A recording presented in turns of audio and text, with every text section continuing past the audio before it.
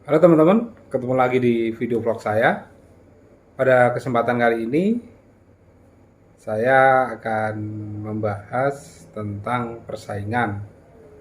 Jadi, ada beberapa teman-teman yang menanyakan masalah ini,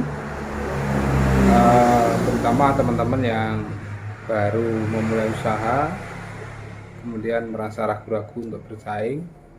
Ada juga teman-teman yang sudah punya usaha, kemudian ada pendatang baru yang punya usaha sama. Nah, ini akan kita bahas menurut persepsi saya, menurut pengalaman saya, bagaimana kita dalam menghadapi persaingan. Oke, akan segera kita lanjut, tapi teman-teman yang belum subscribe, jangan lupa untuk subscribe, like, dan share. Yang masih kurang jelas bisa komen, ini bisa saya balas. Yang mau WA saya silahkan di 0813 5909 3148. Kita langsung mulai ya. Kebetulan malam ini saya ada di cabang Madani Parang jam 10 malam. Saya baru selesai kontrol dan tadi masang mesin baru. Kebetulan ada waktu sudah longgar, saya mau bahas masalah ini. Oke, begini. Persaingan itu adalah sesuatu yang biasa dalam bisnis. Nah, jangan dianggap tabu, jangan dianggap sesuatu yang sulit dan sebagainya. Ini adalah sesuatu yang harus terjadi, ya. Nah, untuk menangani yang namanya persaingan itu ya tinggal bagaimana persiapan dan kemampuan kita. Yang pertama, kalau saya memandang persaingan itu adalah yang pertama sesuatu yang biasa. Yang kedua, dia adalah bagian dari sesuatu yang akan memacu kinerja saya menjadi lebih baik. Itu. Jadi kalau ada saingan atau persaingan, itu akan memacu kinerja, performa kita harus lebih baik. Kalau tidak ada persaingan, ya kita begitu-begitu saja, tidak akan ada peningkatan dan sebagainya. Itu ya, dua hal. Jadi itu sesuatu yang lumrah dan biasa, dan itu akan menjadi sesuatu yang akan meningkatkan performa saya. Nah, kemudian kalau menghadapi persaingan bagaimana?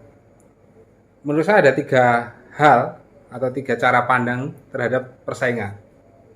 Yang pertama, saingan dianggap sebagai mitra kerja. Yang kedua, saingan dianggap sebagai musuh yang harus dikalahkan. Yang ketiga, acuh dan tidak mempedulikan yang namanya persaingan. Nah, yang pertama dulu ya, kalau saya menganggap persaingan itu sebagai mitra, mungkin dan pasti akan terjadi ketika kita berada di suatu wilayah dan ada 2 atau 3 lebih usaha yang sama, termasuk kita yang dalam, tentu akan terjadi yang namanya persaingan. Kalau saya di beberapa tempat yang saya sudah buka cabang, saya berusaha untuk menjadi mitra dari teman-teman yang punya usaha sama. Nah, jadi kita bisa saling melengkapi. Jadi kalau saya butuh barang atau butuh jasa dari temannya di sana, saya lempar pekerjaan ke sana. Demikian sebaliknya, kalau ada teman yang di sana butuh produk saya, butuh jasa saya, mereka juga lempar pekerjaannya ke saya. Jadi kita berusaha bersinergi dan saling melengkapi. Itu, dan saya senang seperti itu. Jadi kita saling mensupport. Gitu. Kalau ada persaingan begitu. Yang kedua, kalau menganggap saingan itu adalah sebuah musuh yang harus dikalahkan, itu bagaimana? Ada banyak yang ketika mau mulai usaha dulu ya, sudah ada kita mau buka usaha di suatu tempat nih, terus di situ sudah ada yang punya usaha sama dengan yang mau kita bikin. Tentu kita kan merasa dia sebagai musuh misalnya. Kalau nanti kita mandiri seperti itu akan berat. Karena pertama, kalau kita menganggapnya dia sebagai musuh, berarti kita harus mengalahkan. Dan untuk mengalahkan itu, Kekuatan kita harus lebih besar daripada yang mau kita kalahkan. Berarti kita harus mengukur kemampuan musuh dulu. Kemampuan musuhnya seperti apa. Kemudian kita harus melipat gandakan kekuatan kita daripada musuh kita.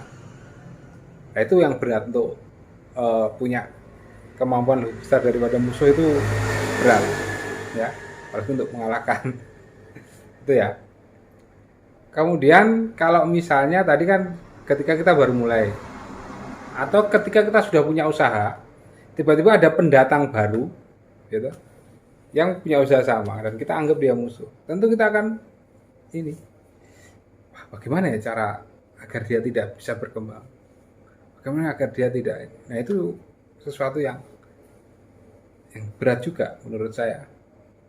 Jadi kalau ada persaingan dianggap musuh itu sesuatu yang berat secara psikis, secara apa, dan tidak nyaman. Nah, ada juga memandang saingan itu dengan cara acuh. Yang ketiga ya, yang ketiga memandang musuh itu gak digatek nih, gak dianggap, biarkan dia usaha. Itu juga menurut saya kurang ini ya, kurang pas ya. Apalagi nanti kalau misalnya kita butuh ya, kan namanya manusia itu enggak mungkin enggak butuh orang lain ya. Pas kita butuh sesuatu, misalnya dia ada barang dan kita enggak dekat dengan beliaunya, ya kan kita repot juga, harus cari tempat yang lebih jauh dan sebagainya. Nah, menurut saya persaingan itu memang harus terjadi ya, persaingan itu harus terjadi karena mau enggak mau ya persaingan itu akan meningkatkan kualitas pelayanan kita, kualitas produk kita agar lebih baik, dan ini akan berdampak baik dengan konsumen. Tentu dengan persaingan-persaingan yang sehat, yang bagus itu konsumen akan mendapat pelayanan yang bagus, produk yang bagus. Tapi saya lebih memilih menganggap pesaing itu adalah mitra. Jadi saya punya produk apa, saingan kita punya produk apa, ya kita bisa saling melengkapi. Jadi kalau saya butuh, saya akan ngambil produk dia atau jasa dia. Kalau dia butuh produk saya, dia akan datang ke saya. Itu akan lebih bagus. Jadi saya seperti itu. Nah, kemudian kalau sudah terjadi misalnya kita buka usaha, ternyata saingan kita itu menganggap kita musuh. Kita harus bagaimana? Kalau saya, jangan balik menganggap dia musuh, anggap biasa saja. Nah, itu apa terjadi? Yo, sering terjadi ya. Ya saya juga beberapa kali mengalami. Jadi merasa, mungkin kadang-kadang saya sebagai pendatang baru merasa tersaingi dengan kehadiran saya.